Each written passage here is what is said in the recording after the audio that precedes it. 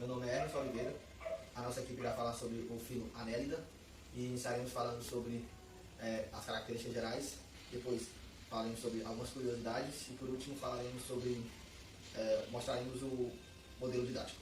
O filo Anélida é compreendido por vermes segmentados, que inclui minhocas, sanguessugas, além de várias espécies que podem ser encontradas no meio marinho ou em água doce. Você pode ir na praia, quando a maré estiver baixa, e pegar uma pasada de areia lamicenta. Ali você vai encontrar uma riqueza enorme em vermes. Que poderia, muito maior do que você, geralmente muito maior do que você poderia encontrar, por exemplo, no quintal ou no jardim. Os anélidas, eles são considerados os maiores invertebrados vermiformes, tendo tamanhos variados. Os menores são os poliquetas, que variam de 10 milímetros, isso, 10 milímetros, e os maiores são as minhocas galianas, que podem chegar até 3 metros de comprimento. Os metâmeros, eles são uma característica que define esse grupo, esse filo. Eles são características que distinguem esse grupo dos demais. Já o prostoma é o local onde está localizado a cabeça e o cérebro desse animal. A cabeça também pode ser chamada de acron. Já o pigídeo é a parte terminal do corpo onde se localiza o ânus. Os septos transversais, eles são dois. Cada septo é composto por duas camadas de peritônio.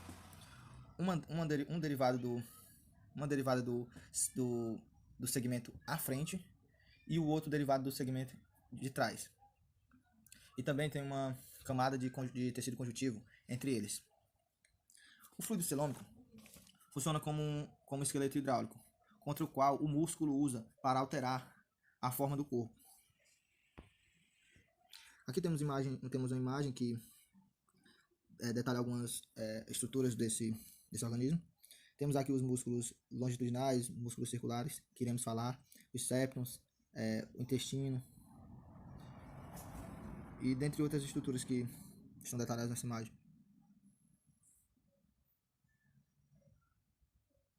A musculatura,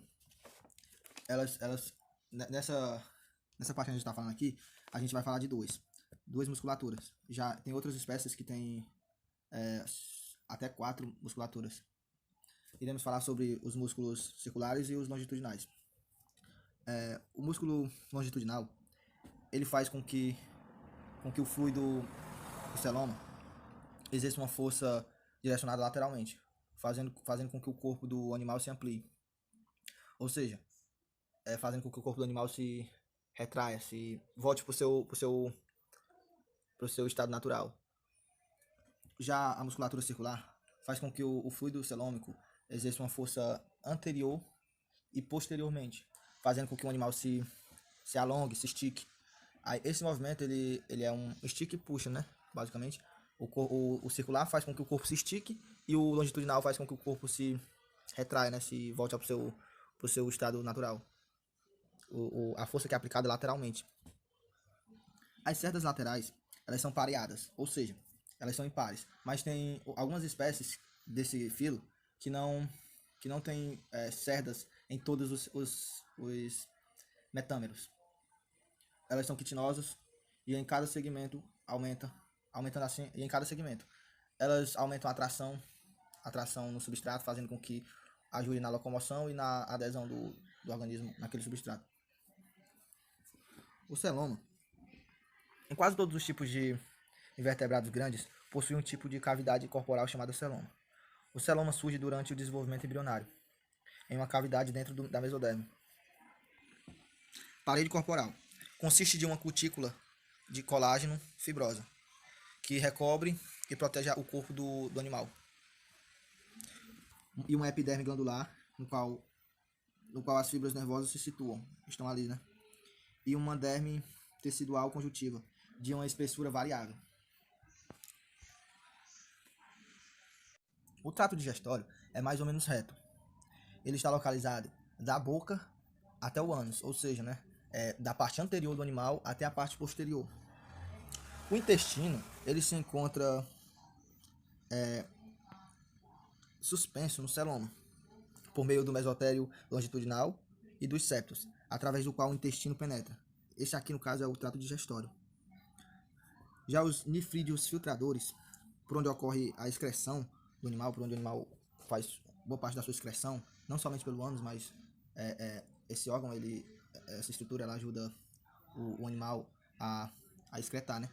Muitas vezes quando ocorre um predador tenta capturar esse animal, esse órgão, essa estrutura, ela ajuda o animal a se livrar daquela excreção mais rapidamente, assim, talvez, possivelmente facilitando a sua fuga. Já o sistema sanguíneo, ele é bem desenvolvido, geralmente confinados em vasos pequenos, mas também pode ocorrer seios maiores. O sistema nervoso consiste de uma massa ganglionar dorsal, anterior ao cérebro, um par de conjuntivos anteriores circundando o intestino, e um longo cordão nervoso ventral, único ou pode ser também duplo, com inchaços ganglionares e nervos laterais em cada segmento do indivíduo. Olá pessoal, eu vou agora apresentar para vocês algumas características da fila anélida, passando pelas classes poliqueta, oligoqueta e irudina.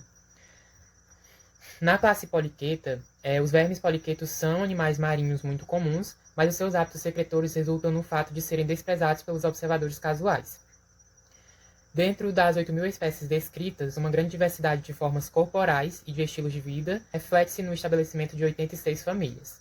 A maioria tem menos de 10 centímetros de comprimento, com um diâmetro variando de 2 a 10 milímetros, e eu vou ter algumas exceções. Algumas espécies elas vão chegar a ter 1 milímetro de comprimento, mas eu também vou ter espécies que podem exceder 70 centímetros, que é o caso das espécies Eunice e Nereis, que podem atingir mais de 1 metro.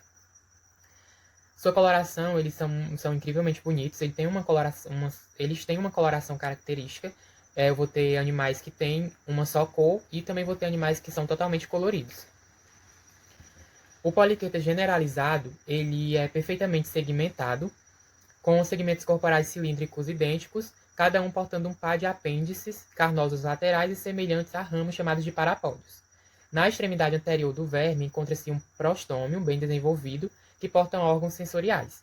A boca situa-se no lado ventral do corpo, entre o prostômio e a região pós-oral, chamada de peristômio, o primeiro segmento verdadeiro.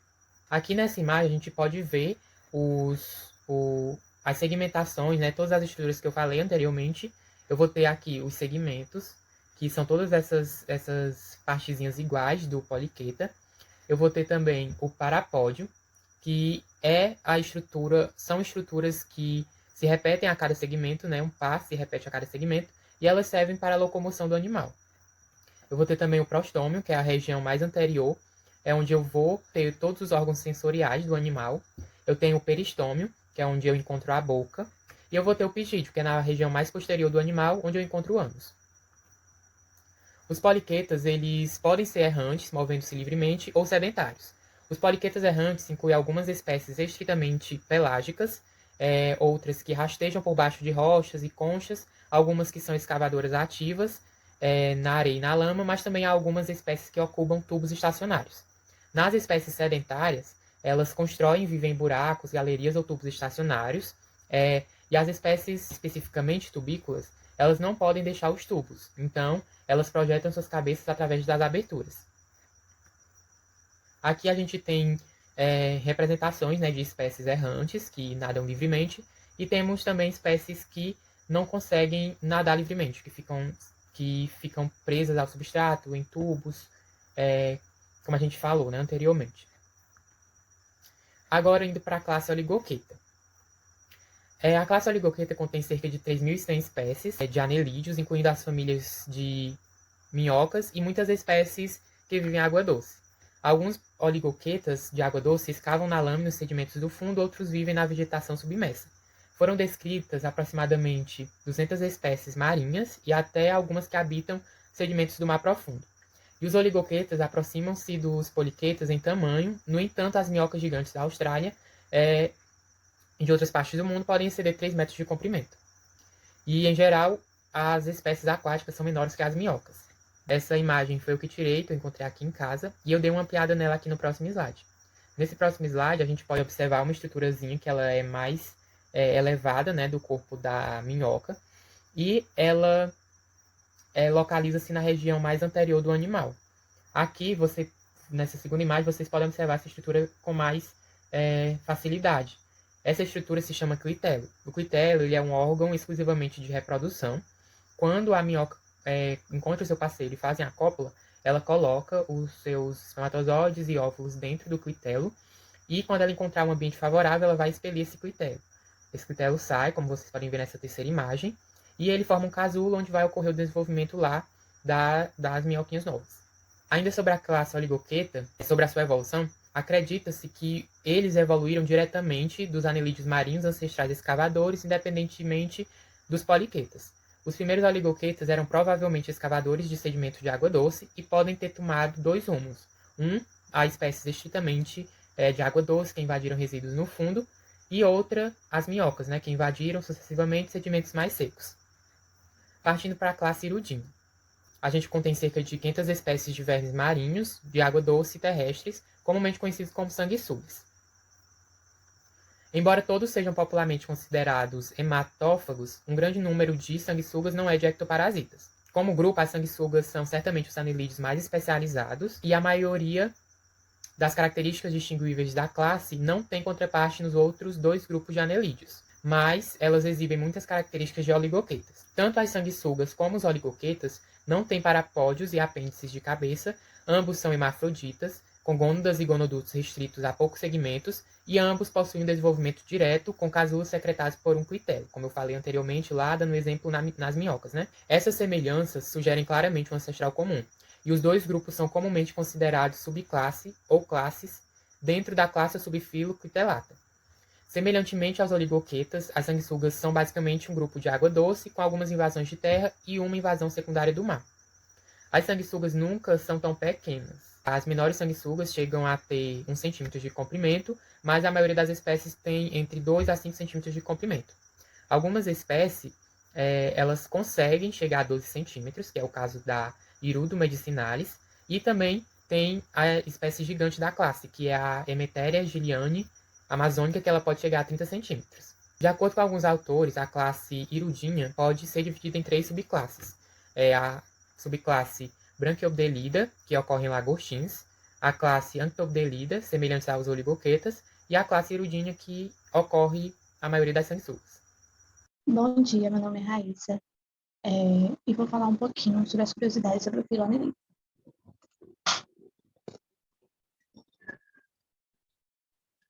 Os animais dos anelídeos são animais de corpo alongado, como as sanguessugas e as minhocas, que são os principais animais e referência desses grupos. São assim chamados porque os corpos desses animais possuem segmentos que lembram anéis, e estima-se que existam cerca de 200 mil espécies de anelídeos geograficamente distribuídos pelo mundo todo. No total, existem em torno de 4.500 espécies conhecidas de minhocas. Elas possuem um comprimento médio de 13 centímetros, mas há registros de espécies com mais de 2 metros. Acredita-se também que as minhocas tenham surgido há cerca de 500 milhões de anos atrás.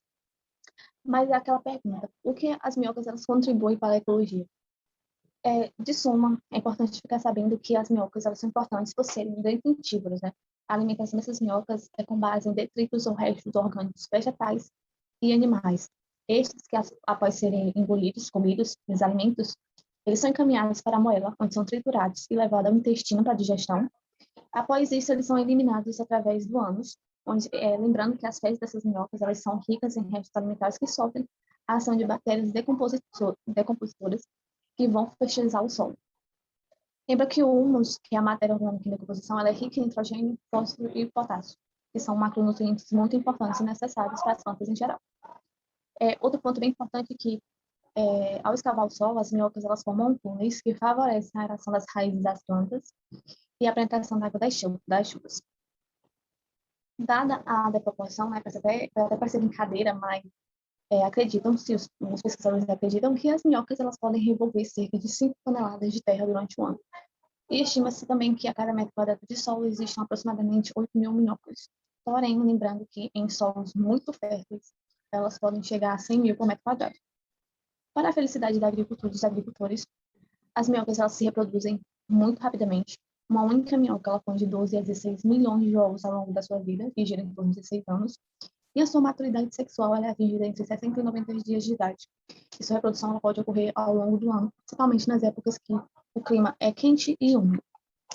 Um ponto bem importante que você pode ver na própria imagem dessas minhocas, elas são cegas, elas não possuem ouvido e muito menos dentes e mandíbula, né? A sua boca tem um formato de tromba que permite comer o alimento debaixo da terra.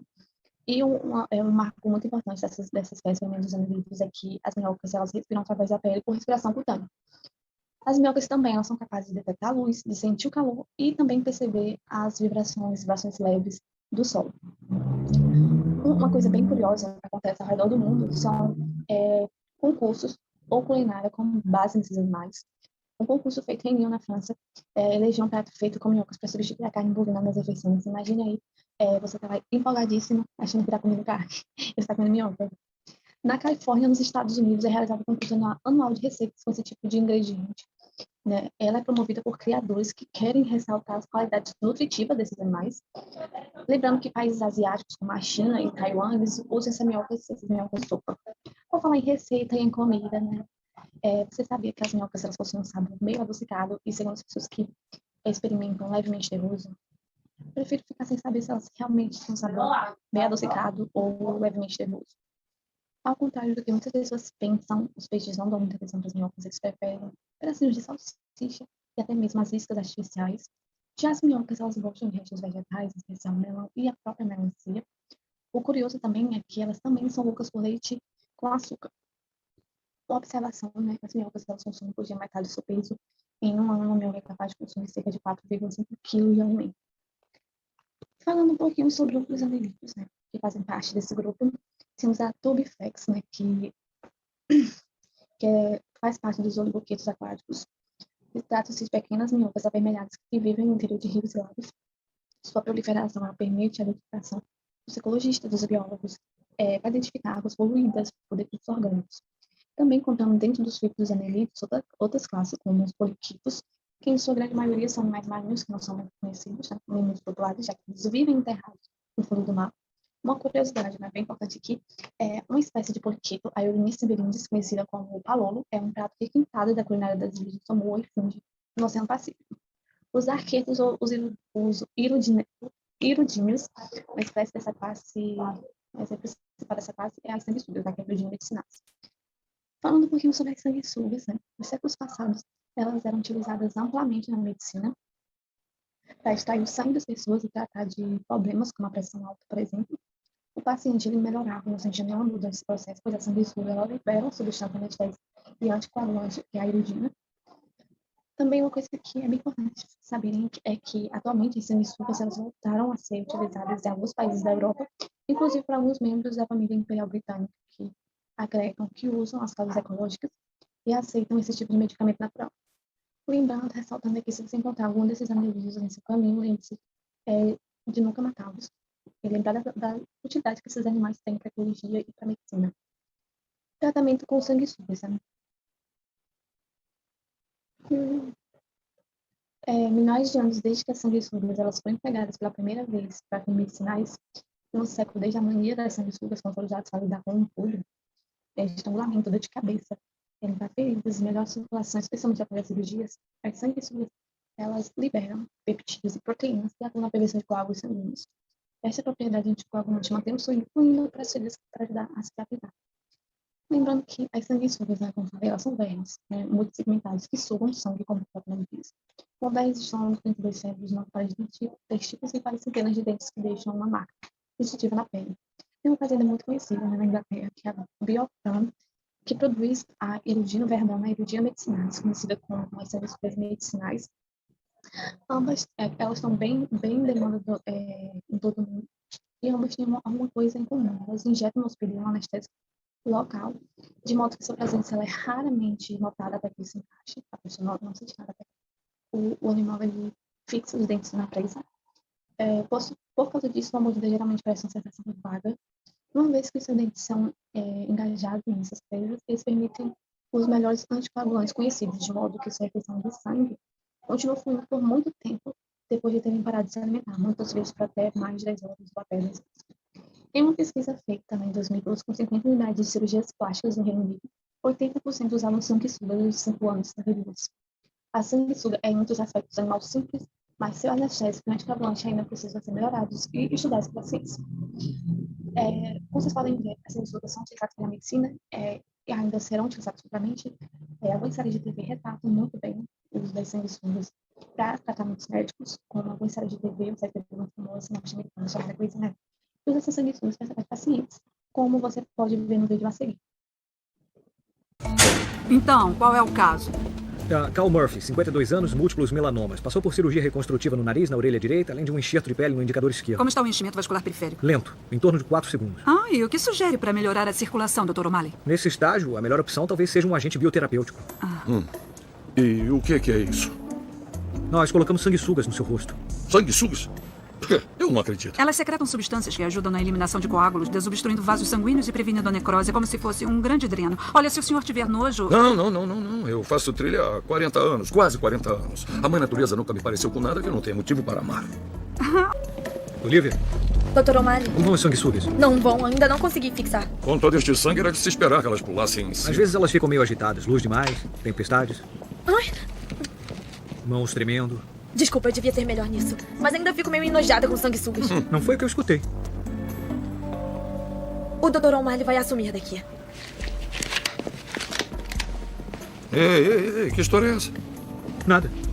Dr. Frank, comparecer à oncologia. Dr. Frank, Vai. comparecer à oncologia.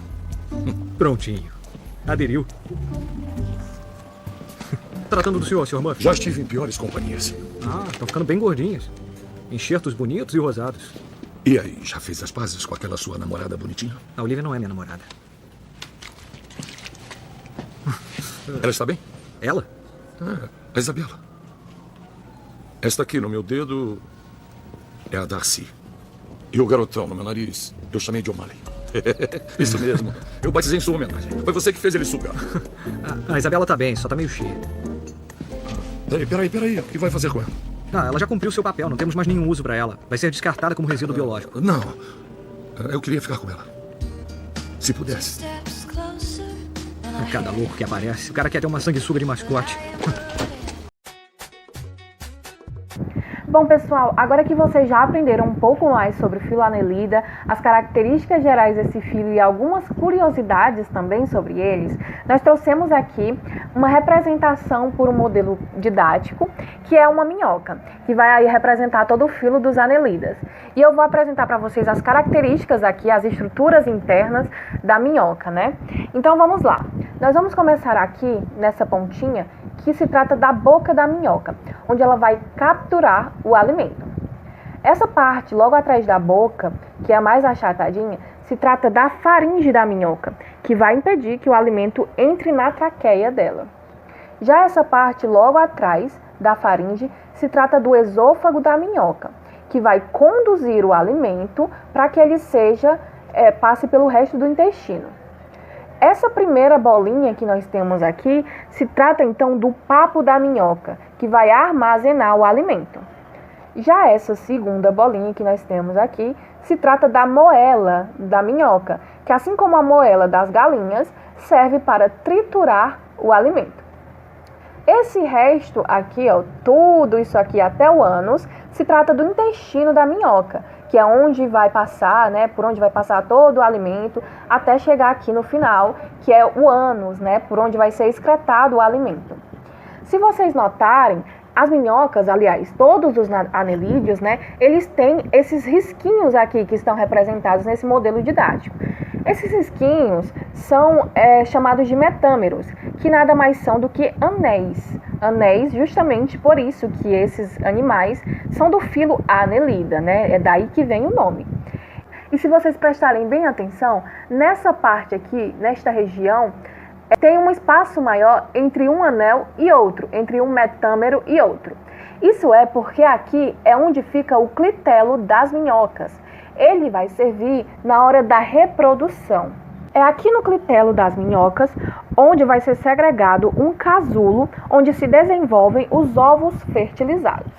É importante dizer também que o tamanho do ânus dos anelídeos vão variar de acordo com o tamanho dos alimentos que eles comem. Afinal, é o ânus que vai excretar todos os alimentos e substâncias que já não são mais interessantes para os anelídeos. Então é isso, pessoal. Esse foi o nosso vídeo. A gente espera muito que vocês tenham gostado e aprendido um pouco mais sobre o filo Annelida. A gente se vê na próxima. Tchau!